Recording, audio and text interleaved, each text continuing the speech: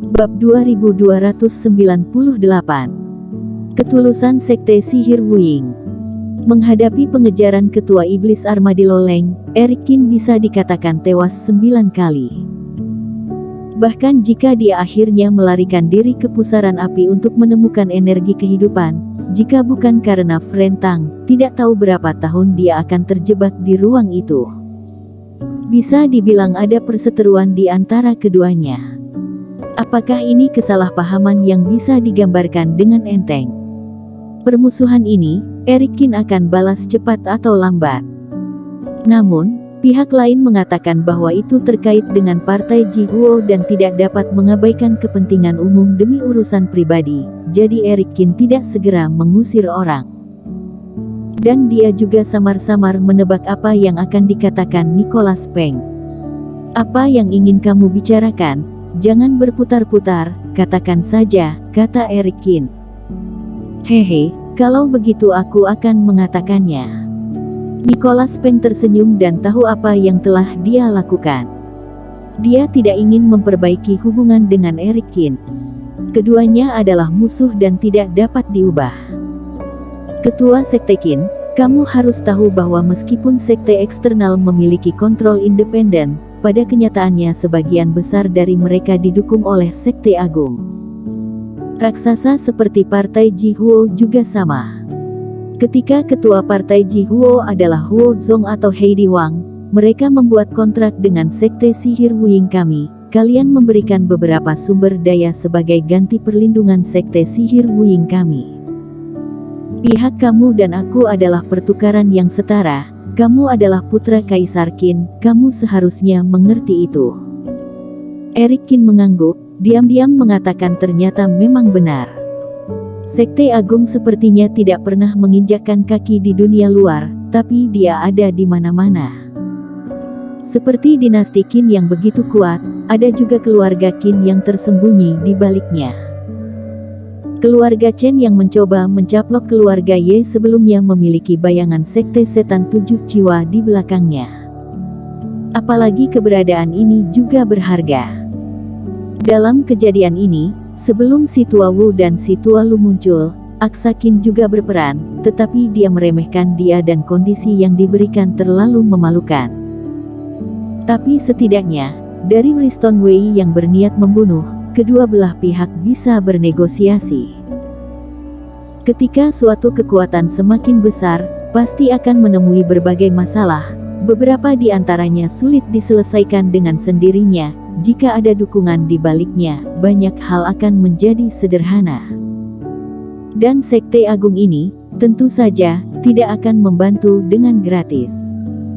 Situasi ini membuat Eric Qin merasa seperti hubungan antara pedagang dan bandit di zaman kuno. Ketika para pedagang mengeluarkan uang, para bandit tidak hanya tidak akan membuat masalah, tetapi mereka juga akan melindungi di sepanjang jalan. Jika kamu cukup kuat, tentu saja kamu tidak perlu melakukannya. Namun nyatanya, Sekte Agung jauh lebih kuat dari dunia luar. Pemberian upeti semacam ini, dengan kepribadian Eric Qin, pasti tidak akan diberikan.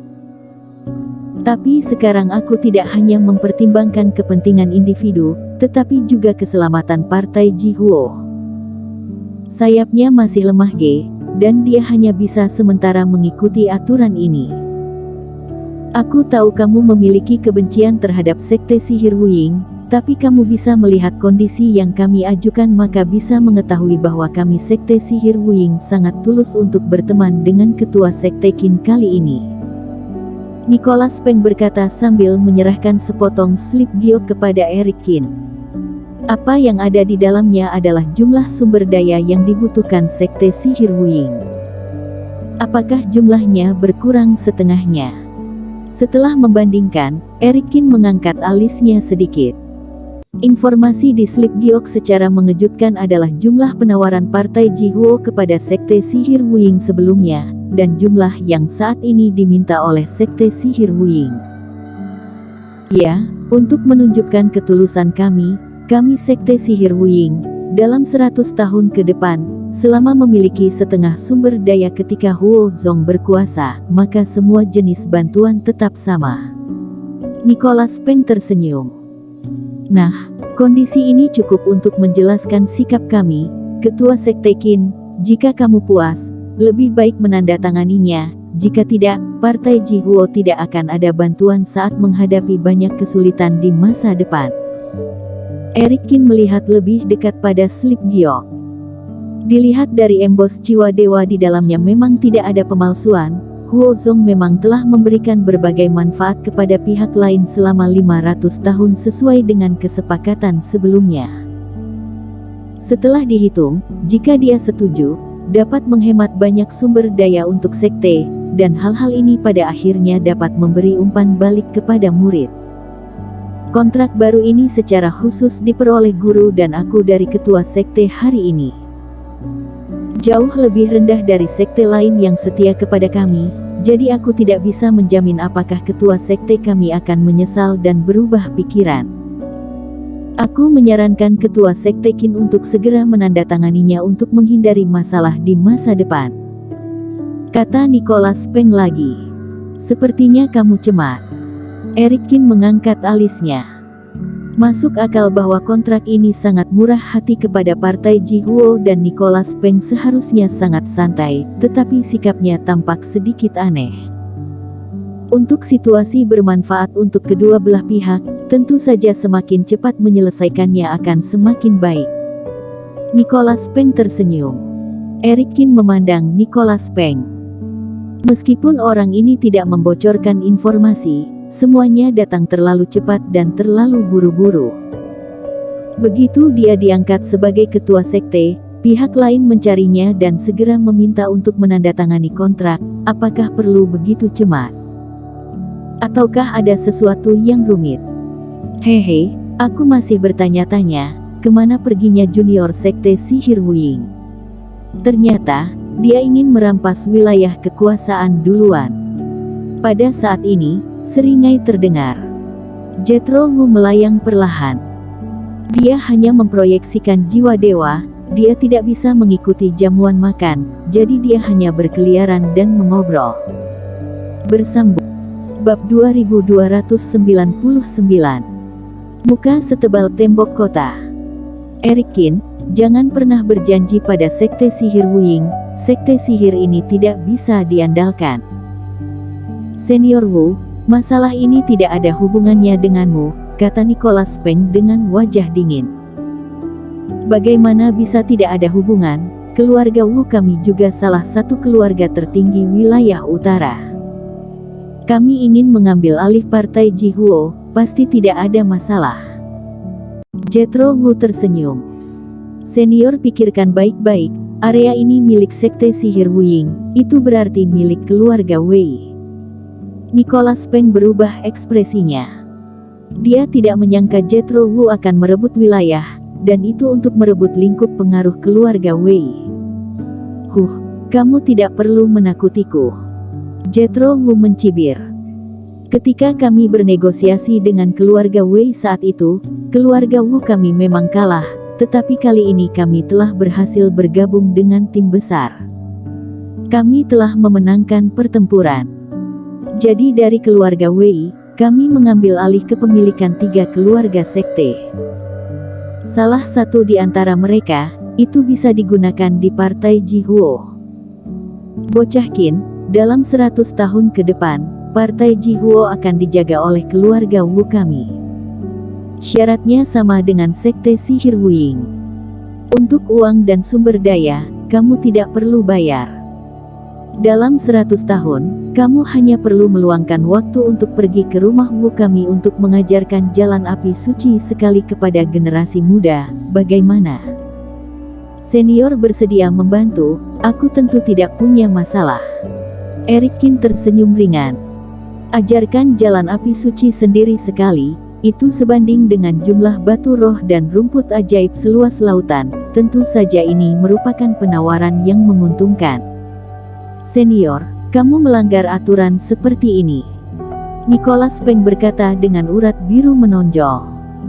Alasan mengapa dia menunggu Eric Qin sendirian untuk segera maju adalah karena dia khawatir dengan situasi ini. Di luar dugaan, Jethro Wu pada akhirnya datang untuk mengambilnya, dan kondisi yang diberikan luar biasa. Meskipun Sekte Agung adalah tirani, tapi juga membutuhkan banyak sumber daya. Hal ini juga sangat baik untuk perkembangan mereka untuk menarik orang luar yang besar seperti Partai Jihuo. Itu sebabnya dia datang dengan penawaran yang sangat murah hati untuk merayu Eric Kin. Pada akhirnya, tidak menyangka Jethro Wu benar-benar tidak punya aturan, dia tidak menginginkan apapun, bagaimana bisa bersaing. Kenapa? Aku bersedia melakukannya, kamu punya pendapat. Jethro Wu berkata dengan dingin, dan aku menghargai nilai pencerahan Tuan Qin, nantinya bisa melatih puluhan atau ratusan kultivator api mutlak untuk keluarga Wu kami, nilai ini tidak bisa dibandingkan dengan sumber daya yang sedikit. Jika kamu tidak puas, kamu bisa memberikan kondisi yang lebih menguntungkan, seperti mendukung Partai Jihuo selama 100 tahun, mengirim Partai Jihuo ratusan ribu batu roh, ratusan batu abadi, Menurutku Eric Kin tidak akan keberatan. Nicholas Peng hampir menyemprotkan darah. Apakah Sekte Sihir Wuying kami gila? Suaka Partai Jihuo, tetapi juga memberi mereka berbagai sumber daya, demi apa? Kalau begitu, selamat kepada ketua Sekte Qin sebelumnya. Nicholas Peng juga sangat bijaksana, karena Jethro Wu menawarkan kondisi ini, Sekte Sihir Wuying pasti tidak akan memiliki kesempatan untuk mendapatkan kembali Partai Jihuo. Dia langsung memberi hormat dan mengumumkan pengunduran dirinya. Namun Nicholas Peng juga tidak pergi, melainkan transmisi suara pada Eric Kin. Teman kultivator Qin, setelah pembicaraan resmi, kamu dan aku masih memiliki beberapa kesalahpahaman pribadi. Aku ingin memberitahu kamu beberapa hal, tidak tahu apakah punya waktu malam ini. Tidak ada waktu beberapa hari ini, kata Eric Kin tanpa berpikir. Fren Tang mengatakan sebelumnya bahwa sebelum dia menghilang, dia akan menghabiskan beberapa hari terakhir mengajarkan Taoisme pada dirinya dalam beberapa hari terakhir. Tidak mungkin baginya untuk membuang waktu untuk Nicholas Peng. Tidak masalah, aku tidak punya kesibukan akhir-akhir ini. Ketika teman kultivator Qin ada waktu, bisa memberi aku transmisi suara.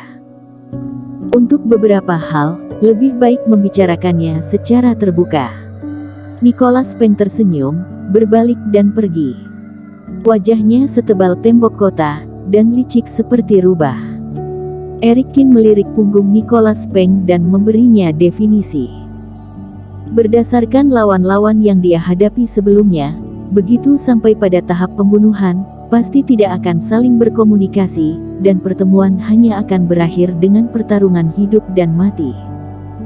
Seperti Huorong, Teddy Wei dan sebagainya. Tetapi Nicholas Peng, setelah menyerang dirinya, masih bisa mengambil inisiatif untuk berbicara pada dirinya seperti orang biasa, dan memintanya untuk menyelesaikan dendam. Orang ini tidak biasa. Senior Wu, terima kasih banyak. Eric Kin melengkungkan tangannya ke arah Jethro Wu.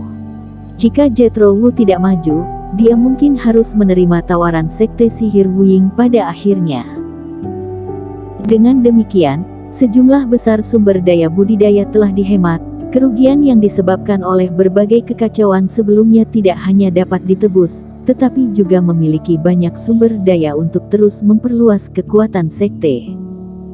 Tidak perlu mengucapkan terima kasih, ini juga demi keluarga Wu kami.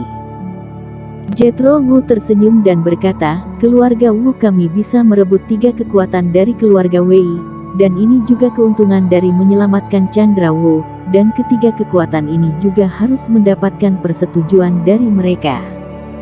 Beberapa kekuatan tidak ingin berlindung pada kami, dan tidak ada gunanya bagi kami untuk mempertahankan kualifikasi ini.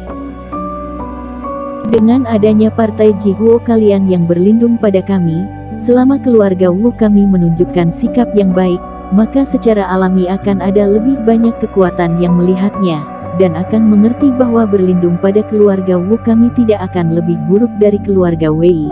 Dalam analisis akhir, sebaliknya juga menguntungkan keluarga Wu kami.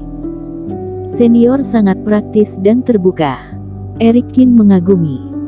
Isi hati ini langsung dijelaskan terang-terangan oleh Jethro Wu, membuat Eric Kin merasa bahwa kepribadian pihak lain sangat terbuka. Hehe, aku hanya tidak suka menyembunyikan siasat di hatiku, apalagi bertemu dengan junior sepertimu, aku semakin bersedia mengatakannya. Jethro Wu tersenyum. Bersambung.